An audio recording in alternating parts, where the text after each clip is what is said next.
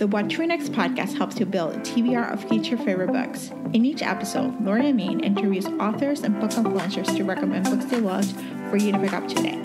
If you're an avid reader, always looking for your next great read, then the show's for you. Hi, Lauren. Welcome to What to Next podcast. Hi, thank you for having me. So happy to have you here. So tell us a little bit about yourself. So, I've been writing romance books since 2020 was when I first published Throttled, so part of the Dirty Air series.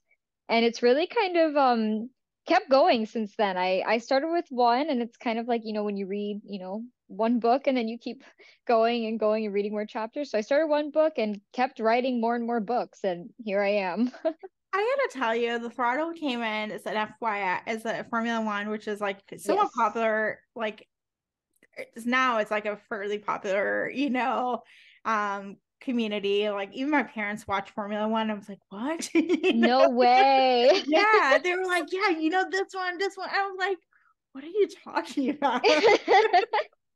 I know the fandom in the US has like exploded in the last like year to 2 years. It's crazy. So what led you to write about that as your debut novel series, I've always been intrigued by cars, and I, one day, it's hard like as a couple to choose an episode of TV, or even for yourself, it's hard to pick an episode of like what you want to watch. So we finally agreed on watching the Drive to Survive series on Netflix. And it just hit me while watching that series. Like I pulled out my phone, it was like the last episode of season 1. And I was like, oh, like what if a rival, like their teammate's sister, like that could be like a fun, kind of like forbidden romance. And it was just like a one-liner. And that's kind of how it's really started. I love this. And it just like it snowballed from there. So yes, you have 4 books in that series, and then now you have the Dreamland Billionaires series. So talk to the series, this new series that you have been coming out. That the final book, it comes out at the end of the month.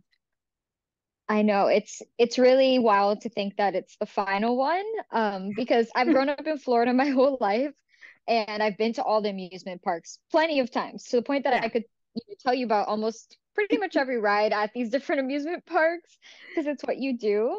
And I was just during COVID, I read a lot of articles kind of about the shutdowns, and just started really looking into theme parks more, and I went down a rabbit hole on YouTube and like these like theme park behind the scenes.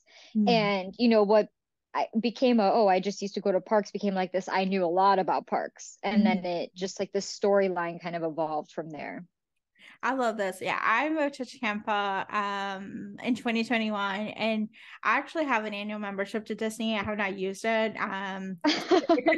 It is, I'm like, a part of me is scared of the Disney adults. Like they're I can't say I am one.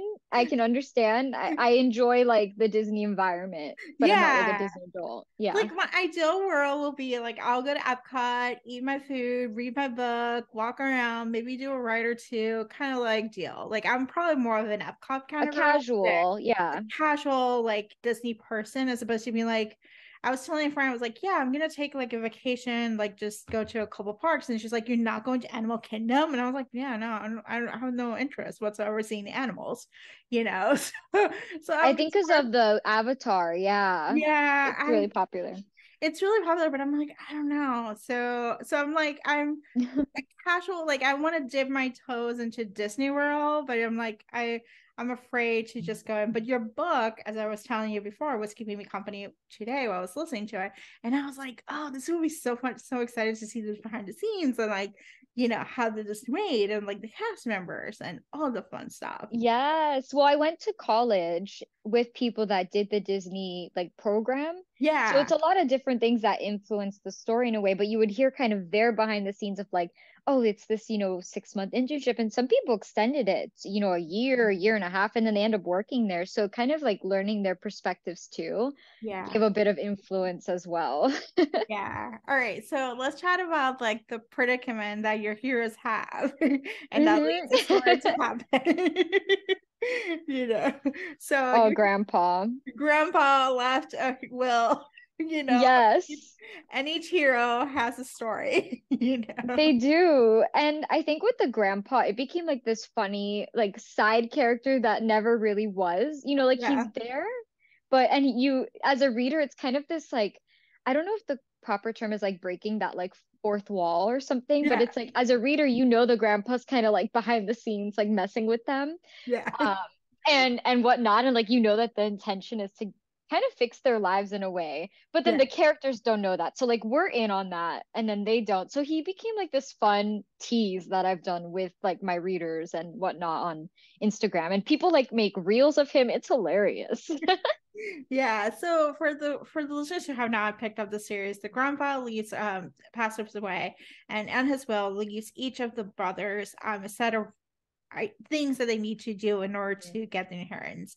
And so, but they need to get the inheritance because their dad is the somewhat villain. He's not a good dad, and so they Yeah. want to avoid their dad getting the money or the power Yes.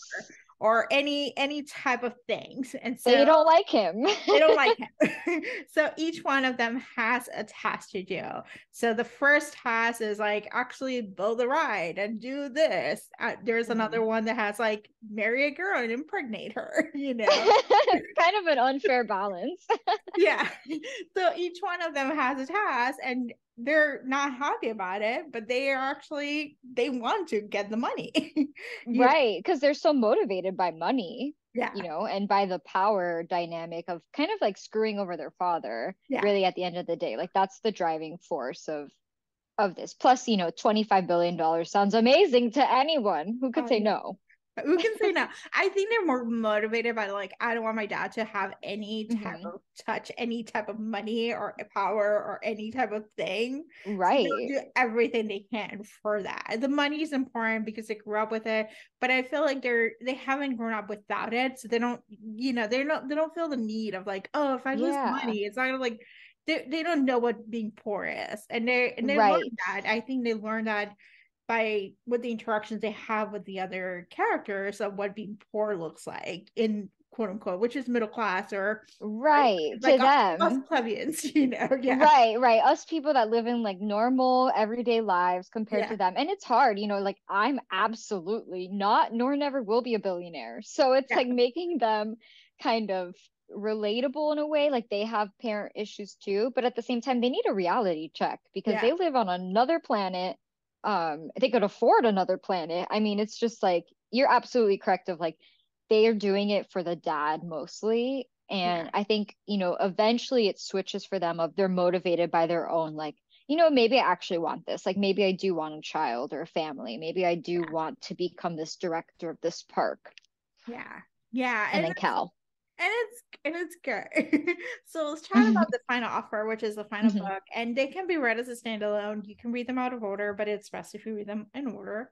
Yeah. Talk to about Cal's book. What can we expect from his book? I think, and what I've been told is like when people expect something from it, like they end up getting the complete opposite. So, because I think people like, and I expected it too. So that's the funny thing. It's like when I went and sat down and started writing Cal's story, I expected like an office romance. They're kind of like a certain type of trope. Like I wasn't sure 100%, but for sure, like office, hate to love. And then I completely scrapped that draft and went like did a U-turn and did like small town childhood best friends, like the complete opposite of whatever you could expect of his book, pretty Yeah, much. but I can see that after meeting Cal, especially in terms and conditions, you can see that happening. You can see like, okay, you need a little shock to the system, because I feel like in Yes. Office Hate to Lovers, it's too close to terms and conditions, Hmm. So I think it's a good refresh and like reset. We're gonna give you Yes. what you need, not what you think you need. What Exactly. you Like need. what Cal needs. Cal Yeah. needs, he's not an office guy. I mean, I really did try to write a good like at least 15,000 words of him doing this task in like a business setting. And I was like, this is not him. Yeah, I Like, know. who am I kidding? He hates these types of jobs. So I think it was a really good reset. And I enjoy doing that. It's like it keeps me fresh too of I'm not writing another office romance. I'm like gonna really branch out. I love this. And so, all right, so let's chat. So, what can we expect after this series? Are we expecting more books and other series or other stuff? What can you know? Yeah, I don't know what I'm like at liberty to share, but there will be there will be more series from me. I think those are my favorite types of things to write are interconnected standalones. Yeah. And, I think with like Dirty Air, it was friends. With this series, it's brothers. And I think with the next series, a good mix could be nice. I I'm love not it. 100% certain. Yeah, a Yeah. mix, of people Yeah. that know each other. I do like keeping it 3 to 4 books. I will say Yeah. that's my sweet spot. Yeah. I like that sweet spot. I think it's a good to enough for the reader, for someone who's not intimidated by like a large 10 book series where it's like, okay, I can't. Yeah, I'm intimidated by that. Yeah. I, I would enjoy it by I writing it, like, oh, by both, by reading it, by writing it. I'm the type of person that even watching television, it's hard for me to like, even if I love the show, I'm a diehard fan, I can't finish the last season. yeah. It's just something in me. I don't Same. know.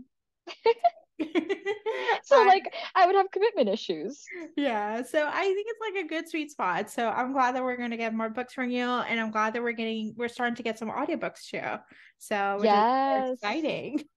Yeah, for all of them. I've actually sent in all the narrators. They're being recorded now. I even sent for the future book. I'm getting ahead, which is a rarity for Yay! me. Yay! This is very exciting. So Lauren, let's chat about some book recommendations. Do you have any books to recommend our listeners to pick up?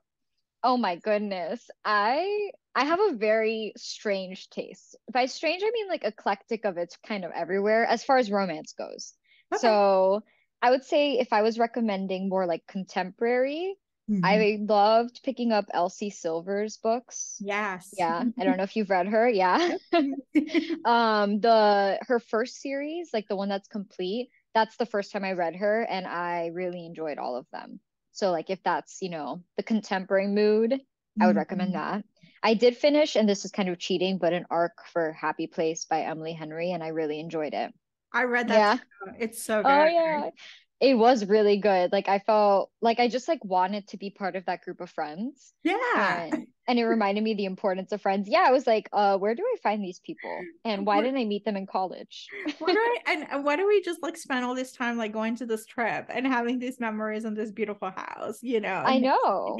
I like I mean it sounds like a great time. And if I had a friend that had a main house, I mean, yeah, I guess I would live my best life. So yeah, you'd go to a happy place. yeah. So I really enjoyed that. And then this is where the eclectic part comes in because I love like paranormal Mhm. romances, like sci-fi. I do love fantasy as well. So like that's where I mainly read. Ooh. So Yeah. what kind of fantasy? Someone who's like newish to the genre, which ones do you recommend to as an introduction, or which ones are your like the ones that you go back to and you're like, okay, I definitely will love this book again and again and again. That's a great, great question because I feel like I have some of my favorites that I'm like, okay, I read this one again and again. So, and this one's kind of a wild card, but every time I recommend it to someone, they really enjoy it. And it's Bound to the Battle God by Ruby Dixon. Ooh. So those, and then yeah, so basically, and there's a similar series by Kristen Ashley called like the Fantasyland series, Yeah. where, oh yeah, you've read that one? Yeah, I read that. I listened to those ones actually. It's Oh, unbelievable. no, it's so hard to find people that have listened to them, at least like people that I talk to. I know they're very popular. So it's so Mhm. cool that you read them or listen. Yeah. Yeah, I love those, even though I think those are in third, but I could be wrong. Um, but I like portal jumping. Yeah. That's a good I'm a way to fan. look at it. That's a great good look at it, like portal jumping as your niche trope, you know? Yes, you know why I think it's a good branch? Because you have contemporary in it, right? Yeah. But then you have the portal element to then throw them into this fantasy world. Yeah. So it's kind of like the best of both worlds if you're newer to the genre. Just, I love this. Ah, love these Yeah. recommendations. This is awesome. So, Lauren, tell us where I can find you online. No, no, no. So online, I'm most likely to be on like my Facebook group, I would say. That's where I am very active. I at least go on there once, maybe twice, sometimes 3 times a day to refresh, to like see comments and maybe interact with readers. Yeah. I will go like scrolling through TikTok. I don't post as much, but I like seeing content and commenting on it because it always makes me laugh. Like I just like to like sit and my significant other will be like, "What are you laughing at?" And I'm like, "Oh, like I saw this funny thing or I read this funny post by someone." And then on Instagram, I'll go through like my tagged photos more often than kind of my DMs. So I'll interact with people in that way. I'm not as great with my DMs anymore. I wish I was better. That's okay. So now we know. So, Lauren, thank you so much for being on the show. Yeah, thank you so much for having me. It was a great time. If you enjoyed this podcast, feel free to share with friends, subscribe, rate, and review the show. This is the easiest way to support the podcast. For a list of books mentioned and other romance recommendations, please visit whattoreadnextblog.com. Did you know you can purchase audiobooks directly from your favorite local bookstore? With Libro.fm, you can pick up more than 250,000 audiobooks, including bestsellers and recommendations from real booksellers.